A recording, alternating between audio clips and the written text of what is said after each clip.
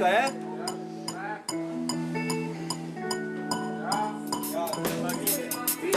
Projekt Marka Soršaka, bobnarja ene izmed najboljših rock skupin pri nas, Bobnarska klinika, bi lahko imenovali tudi monokomedija. Saj Soki, kot ga kličejo, v dobri uri predstavi svoje glasbene začetke, dogodivščine in življenje profesionalnega bobnarja. Seveda na povsem sproščen, šaljiv in samoironičen način. Če bi lahko potegnil sporednice med bobni in žensko, Ne morem. in dekletom. Kakšno? Sporednico, neko povezavo, neko Ja, primerjavo mogoče. Ja, primerjavo lahko. Primerjavo. Bobna lahko tepe, ženske pa ne. Je to tisti odnos, ki ga mora Ja. imeti vsak pravi bobnar? Tako. Se znaša nad bobni, da se pol doma nad žensko ne znaša. In tako se prepreči nasilje in naša smo eno pozitivno stran, kaj je stvar bobnanja. Ne? Torej, dosti bobnanja pomeni manj nasilja nad ženskami.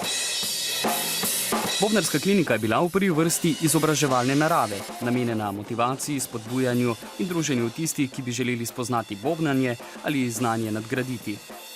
Danes se ta dogodek imenuje Bobnarska klinika. Ja, kaj je klinika?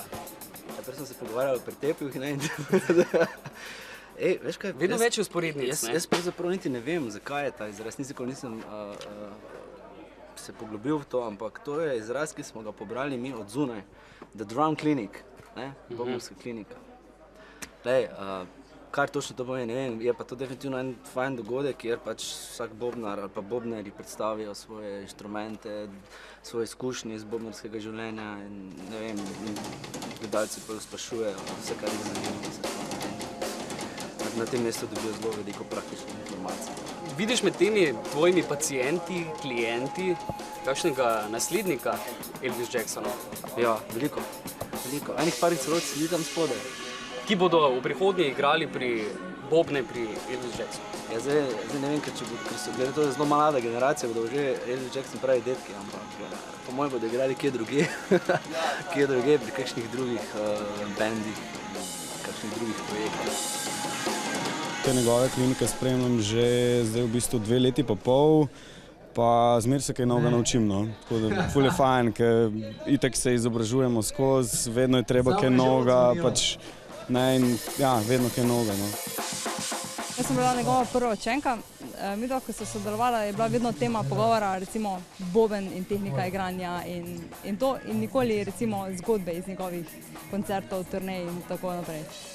To veste, da so bobni njegova druga punca? Druga punca?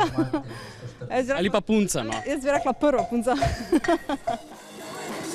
Marko je s to kliniko obeležil 20 let bobnanja, torej igranje inštrumenta, ki mu je uresničil marsikatere sanje.